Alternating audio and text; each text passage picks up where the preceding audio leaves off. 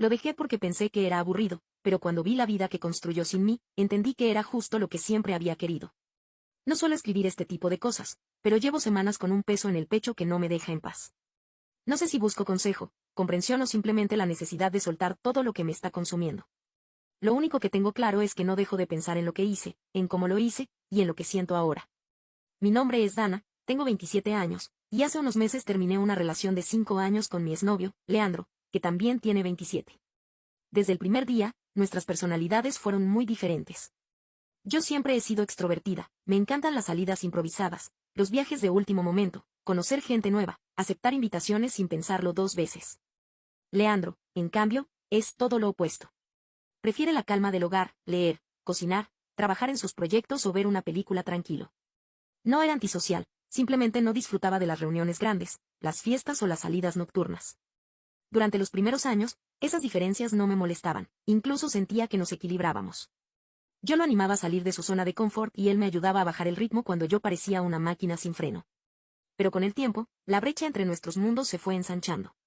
Mis amigas me invitaban constantemente a conciertos, escapadas de fin de semana o clubes nocturnos, y casi siempre terminaba yendo sola o con ellas, porque Leandro no se sentía cómodo en esos ambientes. Nunca me prohibió nada ni me reclamó por salir, pero tampoco mostraba interés en acompañarme. Poco a poco, empecé a sentir que mi vida con él era demasiado tranquila, y que yo me estaba perdiendo algo. Recuerdo una conversación de hace poco más de un año. Le propuse ir juntos a un festival de música en otra ciudad, un viaje de 3 días. Le conté emocionada que podríamos aprovechar para conocer el lugar, comer cosas nuevas, visitar sitios turísticos. Me escuchó en silencio y, con una sonrisa incómoda, me dijo: "No creo que sea mi tipo de plan, pero si quieres ir con tus amigas, hazlo". Y eso hice.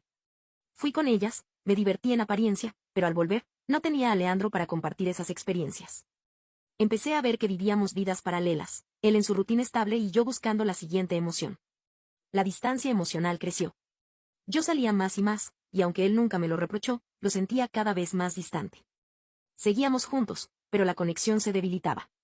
Y entonces cometí el primer gran error. En una de esas salidas, conocí a alguien muy distinto a él, extrovertido, carismático, con una energía contagiosa. Esa noche bebí más de la cuenta, y terminé cruzando un límite que juré que nunca rompería. Le fui infiel a Leandro. No fue un hecho aislado, aunque no llegó a convertirse en una relación paralela, lo repetí un par de veces más en las semanas siguientes. Me justificaba diciéndome que con Leandro ya no había chispa, que quizá él tampoco era feliz. Pero sabía que estaba traicionando su confianza.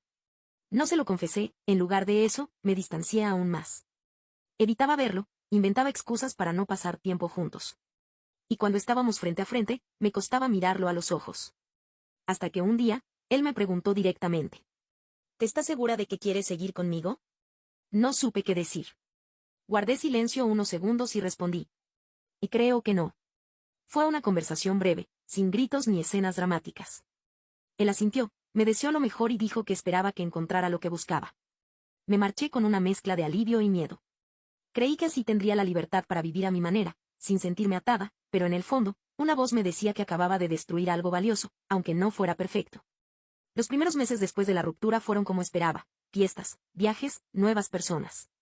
Me sentía libre, sin tener que dar explicaciones. Y sí, me divertí, pero poco a poco esa sensación cambió. Las conversaciones eran superficiales, las conexiones fugaces. Y empecé a notar que muchas cosas que hacía con Leandro, esas noches tranquilas cocinando, las charlas largas, la forma en que me escuchaba, tenían un valor que nunca aprecié en su momento. Con el paso de los meses, inevitablemente lo comparaba con los hombres que conocía. Ninguno tenía su paciencia, su lealtad o la capacidad de hacerme sentir segura. Me di cuenta de que yo lo había dañado de la peor manera, y que probablemente no habría vuelta atrás. El momento en que todo cambió para mí llegó una noche cualquiera, en una fiesta en casa de una amiga. Había música fuerte, risas, bebidas y gente moviéndose de un lado a otro, pero yo me encontré en una esquina, mirando sin ganas como los demás se divertían. No era que la fiesta fuera mala, simplemente yo ya no sentía esa emoción que antes me impulsaba a buscar cada plan posible. En medio de ese ruido, pensé en Leandro. Lo imaginé en su casa, quizá leyendo o cocinando algo tranquilo, sin necesidad de estar rodeado de gente para sentirse bien. Me golpeó una verdad incómoda: lo que siempre llamé aburrimiento era, en realidad, estabilidad, paz. Y yo había cambiado eso por algo fugaz, superficial. Desde esa noche, él volvió a ocupar mis pensamientos, no por creer que me aceptaría de nuevo, sino porque me di cuenta de que tomé una decisión impulsiva y egoísta. Al principio pensé que era simple nostalgia, pero no. Había salido con otras personas y ninguna llenaba el vacío que dejó. No era solo extrañarlo como pareja, era extrañar cómo me hacía sentir, segura, escuchada, tranquila. Entendí que las diferencias no siempre significan incompatibilidad, y que la calma no es sinónimo de monotonía. Pasaron unas semanas y, sin buscarlo, me encontré mirando sus redes sociales. Me sorprendió que apenas hubiera fotos nuevas, nada que mostrara demasiado de su vida personal. Pero entonces vi una publicación que me dejó helada, Leandro, de pie frente a una casa, con unas llaves en la mano y una sonrisa leve, escribiendo, el trabajo duro rinde sus frutos. Me quedé observando la imagen, notando en sus ojos algo que pocas veces había visto, orgullo. Había comprado una casa, a los 27 años. Nunca me dijo que estuviera buscando comprar una, ni lo mencionó durante los años que estuvimos juntos. Durante nuestra relación siempre alquilamos, y yo imaginaba nuestro futuro en viajes y aventuras, no en un hogar estable. Ese momento me atravesó. Pensé, esa casa pudo haber sido nuestra. Podríamos haberla decorado juntos, discutir por los muebles, elegir dónde poner el árbol de Navidad. Pero no. Él había trabajado, ahorrado y cumplido una meta mientras yo me perdía en noches sin rumbo. Sin pensarlo demasiado, le escribí un mensaje. «Hola, ¿cómo has estado?» No respondió. Un día después, insistí. Y vi tu publicación. Felicidades por la casa, de verdad. Nada. Al tercer día me atreví a escribir algo más directo. Leandro, sé que probablemente no quieras hablar conmigo, pero me gustaría felicitarte en persona y, si es posible, conversar un momento. Esa tarde, finalmente contestó. Un solo mensaje. Y gracias. Seco, distante, sin rastro de interés. Aún así, volví a intentarlo. ¿Puedo ir a conocer la casa? Me encantaría verla. Su respuesta fue rápida y cortante. No. No quiero saber de ti. Me quedé mirando esas palabras como si fueran un portazo en la cara. Yo había imaginado que, con el tiempo, él seguiría siendo el hombre paciente y comprensivo que conocí. Que tal vez podríamos hablar sin rencor. Pero esa respuesta me dejó claro que había una muralla entre nosotros. Aún así, le mandé un último mensaje. Entiendo. Solo quería decirte que lamento mucho todo lo que pasó. No respondió. Y ese silencio pesaba más que cualquier insulto. Me costaba aceptar que ese hombre, que en el pasado me recibía siempre con calidez, ahora no quisiera siquiera mirarme. Me repetía que todos cometemos errores, que las personas cambian, pero dentro de mí sabía que el daño que le hice no se podía deshacer. Poco después hablé con Maritza, una amiga en común. Le confesé que quería disculparme cara a cara. Ella me dijo que después de nuestra ruptura, Leandro estuvo muy mal. Se aisló, dejó de salir, apenas hablaba con sus amigos. Y que cuando supo que le fui infiel, decidió alejarse por completo en lugar de confrontarme. Pero un tiempo después, empezó a trabajar turnos dobles. Lo ascendieron a gerente, su sueldo mejoró, y con disciplina ahorró lo suficiente para la casa. Maritza me dijo que incluso planeaba comprarse un auto nuevo como premio. Sentí orgullo y tristeza a la vez. Yo había perdido la oportunidad de acompañarlo en ese crecimiento. Le pedí a Maritza que me ayudara a verlo. Dudó, pero aceptó organizar una salida grupal a la feria local, invitándolo sin decirle que yo estaría allí. Y fue así como me encontré preparándome para verlo de nuevo, sin saber que lo que pasaría esa noche cerraría otra puerta más. La noche de la feria estaba fresca, con el aire impregnado de olor a algodón de azúcar y comida frita. Las luces de colores parpadeaban sobre las calles, y el murmullo constante de risas y música llenaba el ambiente. Llegué antes que todos, nerviosa, con las manos frías y el corazón acelerado. Cuando vi a Maritza entrar, supe que él venía detrás. Y ahí estaba, Leandro. Vestía ropa casual, pero cuidada, y había algo distinto en su postura. Caminaba con seguridad, la mirada al frente, como alguien que se siente cómodo en su propia piel. Por un instante, se cruzaron nuestras miradas. En sus ojos vi una chispa de sorpresa, seguida rápidamente por un gesto serio, impenetrable. Maritza lo saludó con naturalidad, pero él apenas asintió. Me acerqué con cautela y dije: «Hola, Leandro». «Hola», respondió, seco, sin la menor intención de sonreír. Le pedí unos minutos para hablar, pero su respuesta fue inmediata. «No tengo nada que decirte». Insistí, prometiéndole que no le quitaría mucho tiempo, que solo quería explicarme.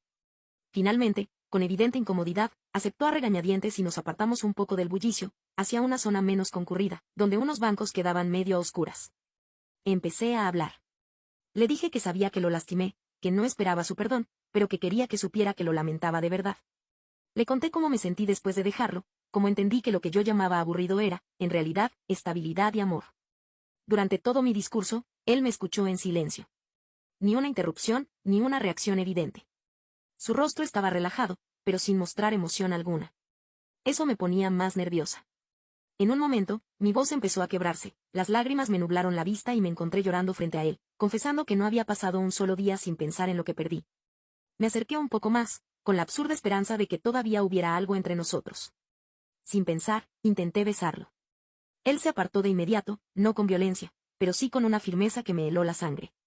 Me miró directamente a los ojos y dijo, en un tono tranquilo pero cortante. No, Dana.